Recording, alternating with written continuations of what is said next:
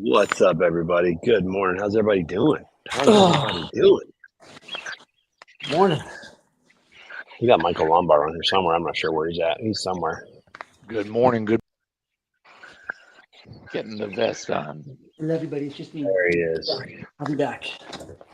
Well, welcome everybody from Zion National Park here in Utah. That's where I am. It is still very dark here at the campground, and but we are on the final leg of our journey back home to St. Louis from Oregon.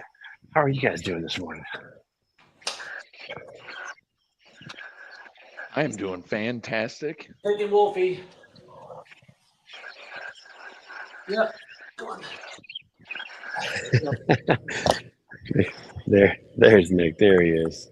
Pedro, what's up, brother? Oh, sorry, guys. Man, I am Nick sounds like he's fumbling through his own obstacle course over there, man. Are you all right? Dude, after all that, there's an issue with the Instagram streaming. So I sat there and waited to press the button and it don't work. Listen, 9 out of 10 times. Wolfie needed a good walk with Daddy and the boys. Wolfie, look.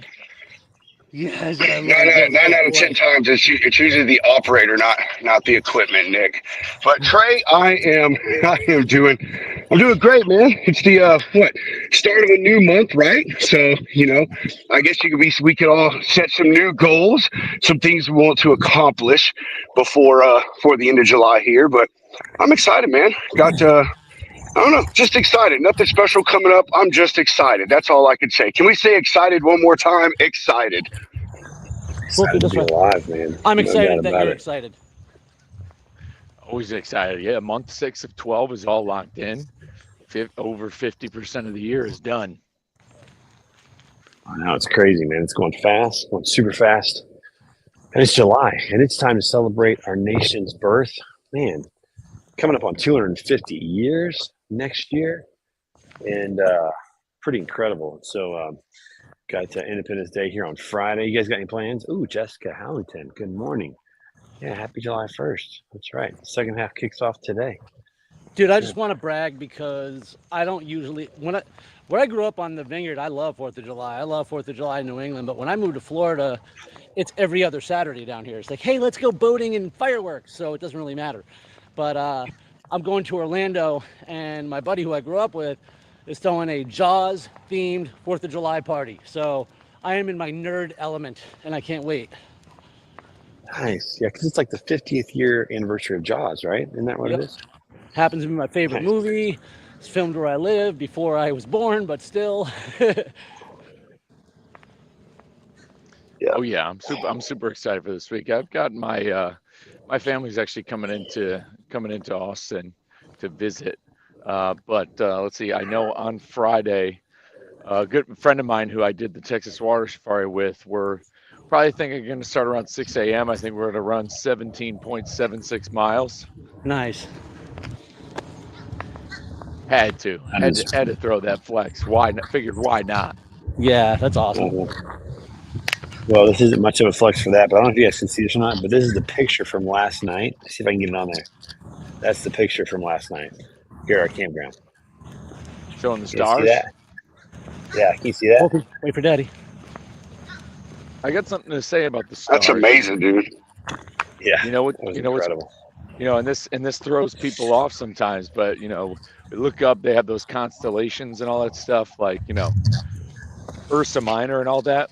Constellations are what's it called? Constellations don't exist anywhere else but Earth. It's all about perception. The constellations don't exist on Saturn or the moon or Venus. They're just not the same. It all has to do with perception. Well, I got one that's going to blow your mind then on the stars. But that if the nearest star is 4 light years away, when you look up at the stars at night, we're actually looking into the past. The light that you are seeing is at least 4 years away from us, and we're looking into the past. Time being the most relative thing. There you go. See, we don't just talk fitness and healthy habits on Iron Minds here. We talk like meaning of the universe and really just kind of blow your mind. Yeah, it's already happened. Speaking of fitness, though, I do want to say I shared that video to you, Nick, and I challenge it to the audience and everybody else. Where Trey, you end the show with the Bible quote about how as iron sharpens iron, as one man sharpens another. That quote, I saw a great video about a gentleman explaining how. People think the meaning of that quote has everything to do with your community and like who you're friends with.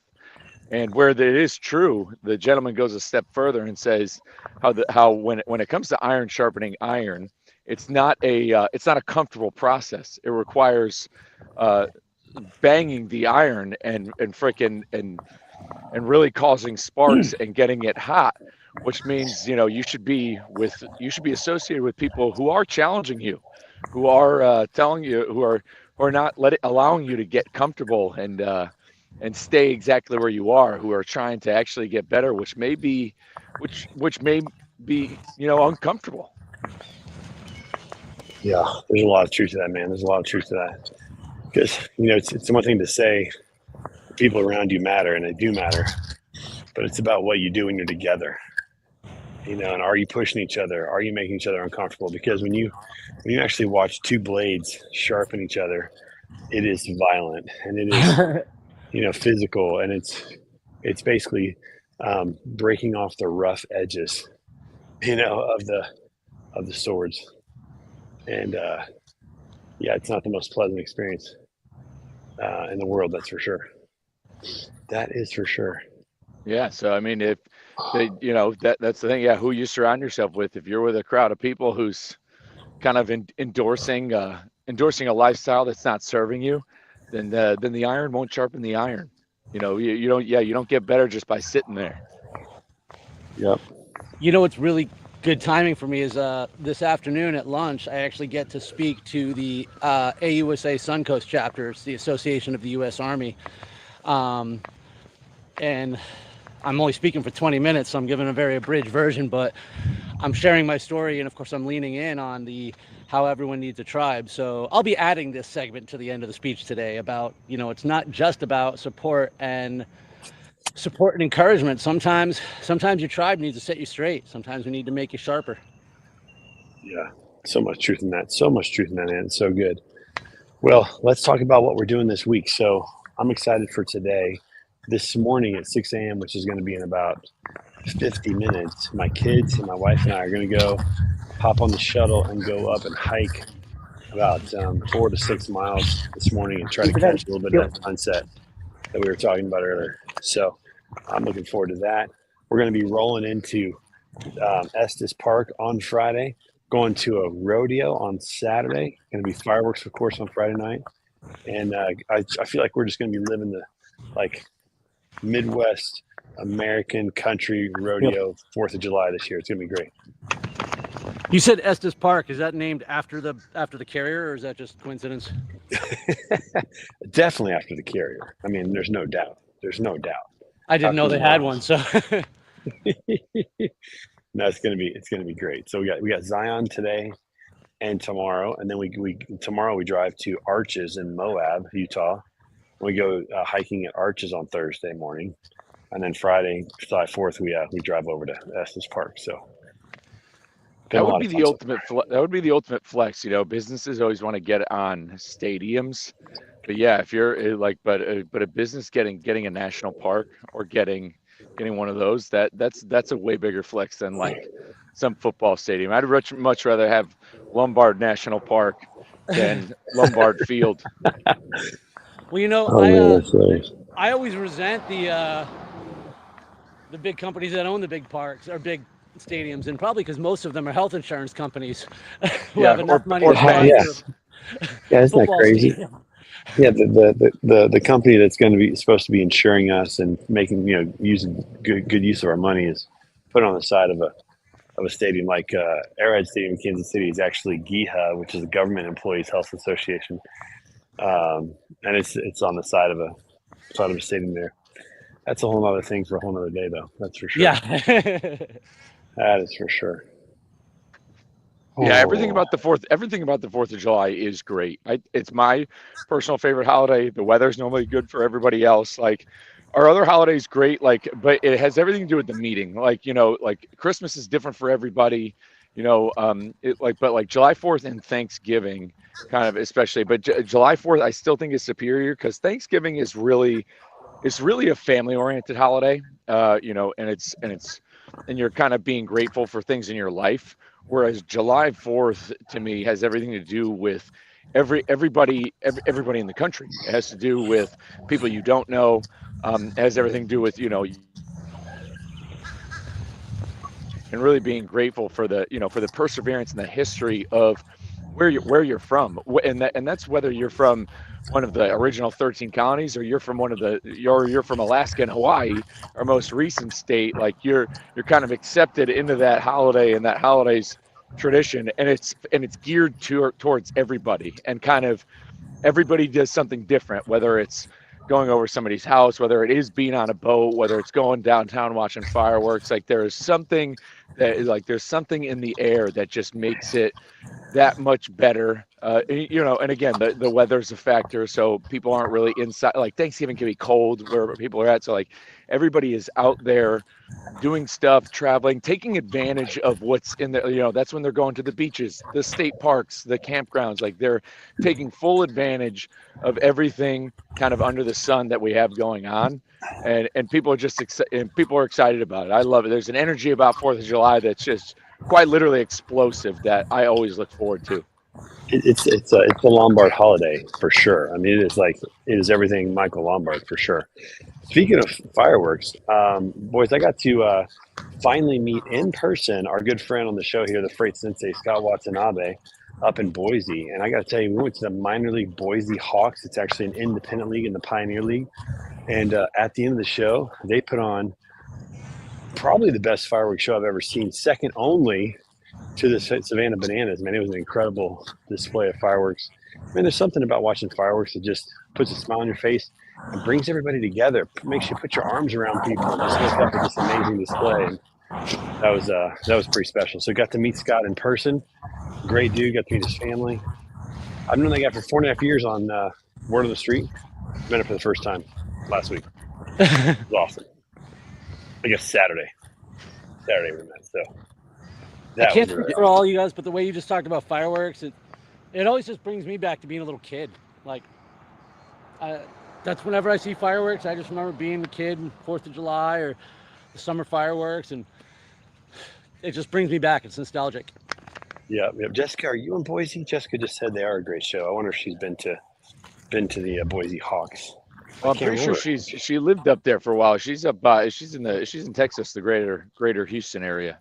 Yeah, I thought she was, but maybe she's been up there from there. Yeah, she's from Idaho, so I'm sure she has. Nice. Forgot about that. Yeah, minor league baseball teams have been crushing the fireworks. I know personally. If you guys didn't know on the show, I did spend 2 years as a mascot of the Hartford Yard Goats, 2 seasons, and that's what I'm talking about.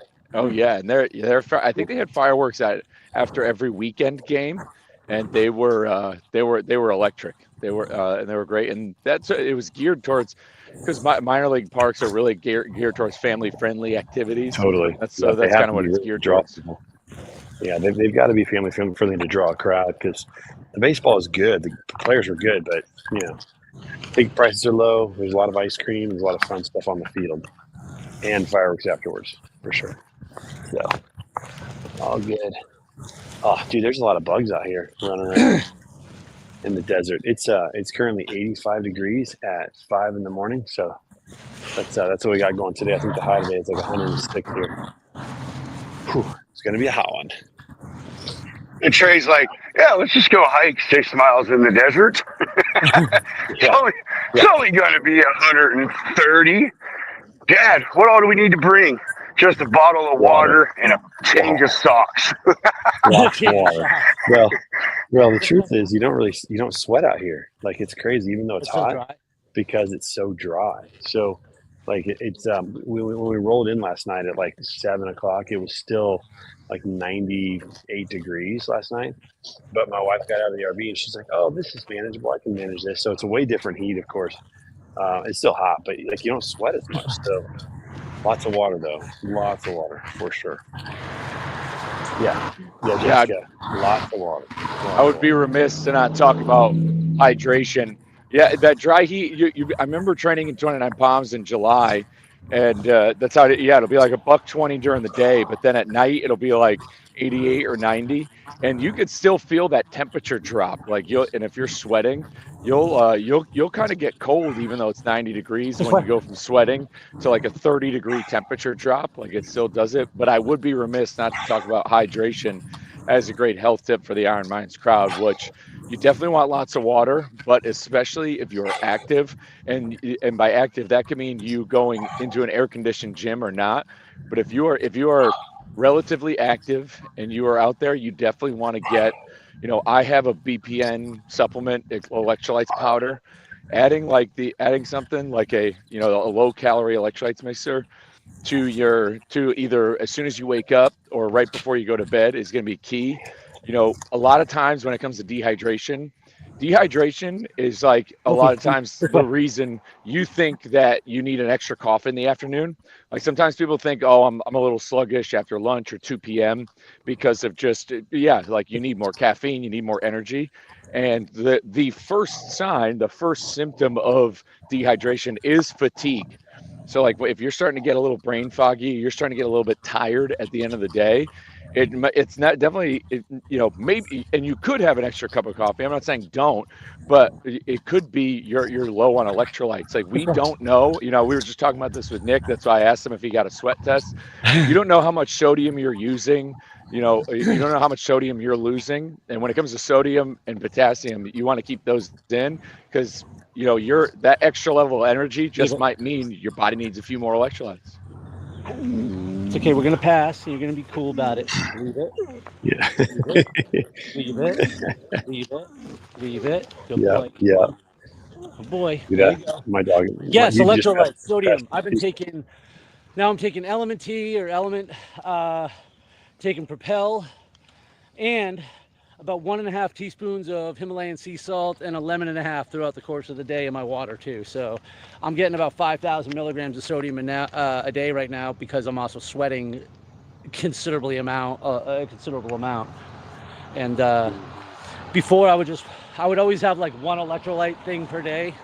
But when you're sweating 5 pounds of water, one little packet of Propel isn't going to do it. Yeah, it's great thing to monitor.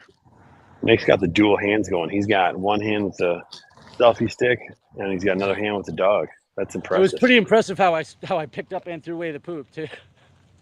Hey, there's our boy, Freight Sensei. Scott, we just talked about you, man. Talked about meeting you for the first time in Boise in the incredible fireworks show at the Boise Hawks. He and the family came back to the RV afterwards and hung out for about a half hour or so. We just got to talk and meet, man. It was so cool. It's so cool meeting people in person that you've known only virtually. There's just nothing like it, man. And we had a good time. Scott, good to see you, my friend, once again. Yeah, that's what's so great about the truck shows. It's what's great about Matt's. It's what's great about all of us. Seeing the people you stir the pot and you can tell that you have a lot in common just from kind of relationship building via the internet. We were talking about this last night on the Truck Parking Club live stream about those use cases for social media. Like, is it good to take breaks?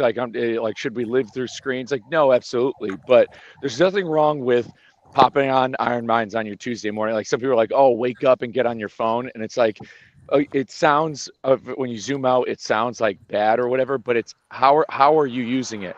It's just like food. And I said this on the live stream last night, like food, we need food.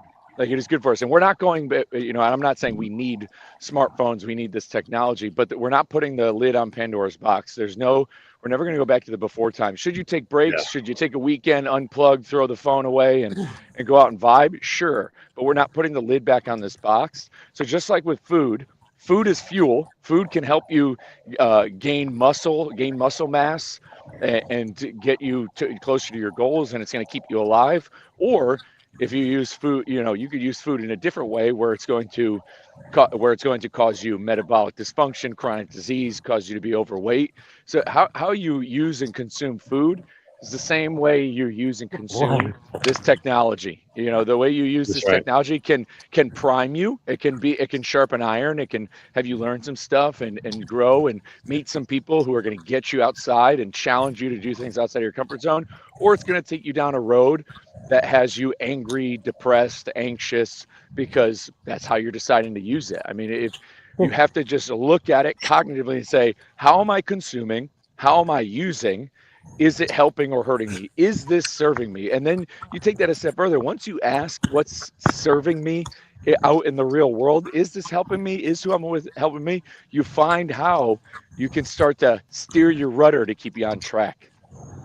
So true, man. That's so well done. I mean, everything around us is not good or bad. It's how we use it that determines its impact on our bodies. And hey, Scott, I was just going to show you this real quick. I showed it earlier, but this is Zion National Park last night, my friend. Look at this.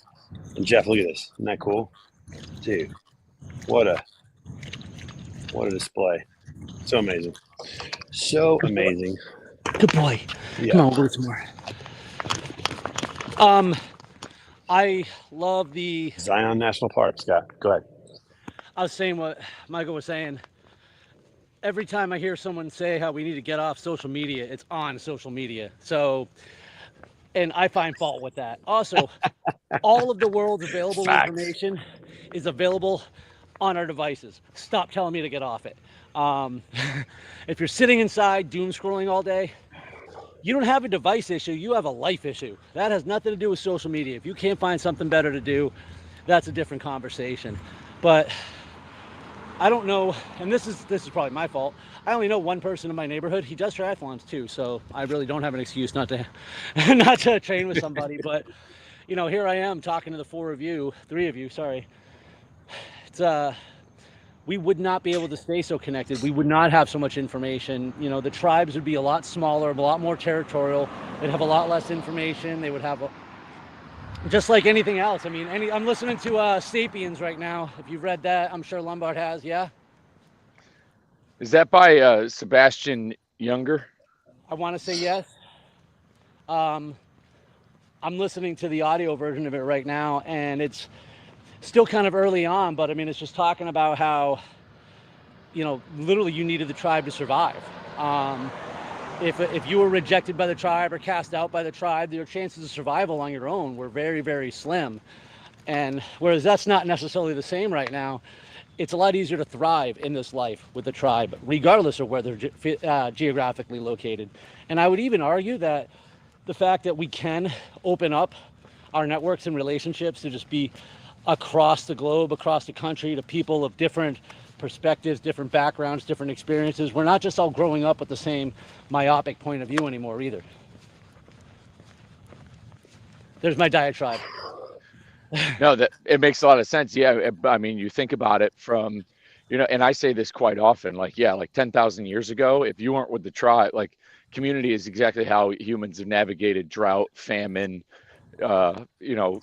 weather, any sort of weather phenomenon, disease. Like you kind of needed to stick together in order to literally just to survive. Like your reward was surviving. And I use that same context. That's why I think everybody should run. I'm not saying everybody needs to run marathons, but everybody should do some form of running, because the only reason you exist, the only reason humans exist, is because of running. Like we are here because of endurance. Like that's it. The ability to survive. And the reward at the end of a long run and long walking and stalking was you got to eat, you got to live. That was the reward for endurance, and that we're on the top of the food chain because of it. And that's the best thing about community is, even a short time ago, your community was only exactly where you lived in that neighborhood. So it was almost forced but yeah, that you do get kind of caught into a sort of I don't want to call it mob rule, but there's a group think to certain communities where when you live in a certain area, there's a certain mindset and a certain type, and there's a certain type that maybe isn't beneficial to your life. We've learned that. We see that there's communities out there that we shouldn't be in. We see those types of people when it comes to cliques in high school. The groups of people are kind of getting into trouble and all that stuff, and that's kind of how things were pre-technology. But when it comes to today, yeah, there's so much access to communication. You could be linked up with some of the best people, depending on what your goals are.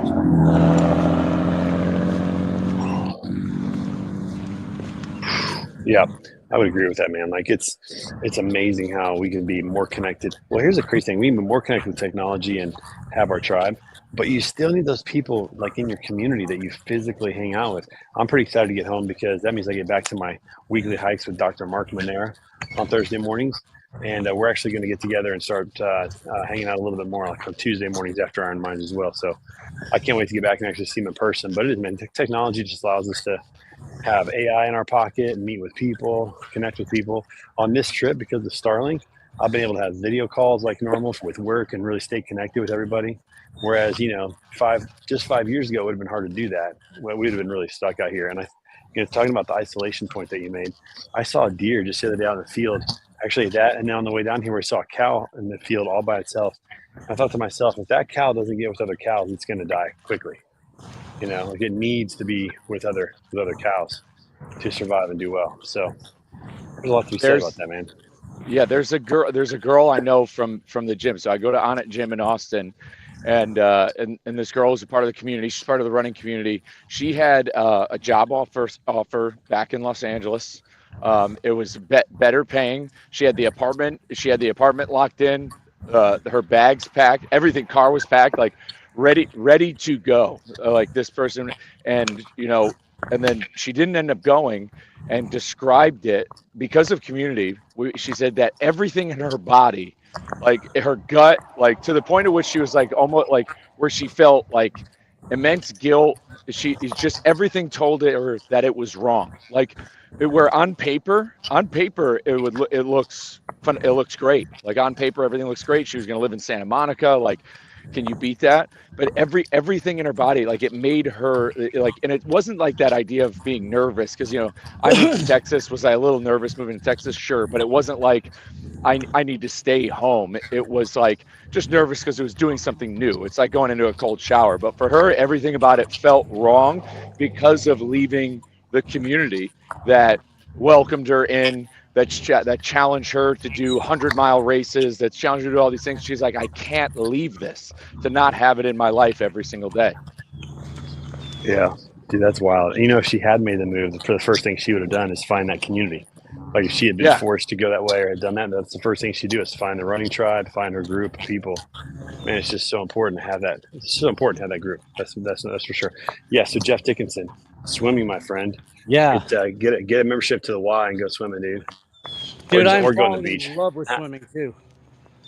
I've got Jeff. I told Jeff I can take him. Jeff thinks his running days are over. There's a way he can get back into it. I know it because if Goggins can with everything he's gone through, if there's a will, there's a way. But again, yeah, Jeff's your number one weapon has got to be without a doubt swimming and cycling.